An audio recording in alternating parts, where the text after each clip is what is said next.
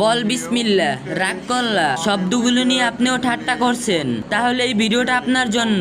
সবাই ফুল ভিডিওটা মনোযোগ সহকারে শুনবেন এবং ভিডিওটা শেয়ার করে অন্য ভাই ও বোনদেরকেও সতর্ক করে দিবেন। বল বিসমিল্লাহ, রাগ করলা এই ধরনের শব্দ বা বাক্য নিয়ে এখন অনেকেই টল করে, রিলস আর ফানি ভিডিও বানাচ্ছে। কিন্তু একজন মুসলিম হিসাবে আমাদের বুঝতে হবে, আল্লাহর নাম দ্বীনের শব্দ বা ইসলামী বিষয় নিয়ে হাসি তামাশা করা খুব ভয়ঙ্কর বিষয় হতে পারে।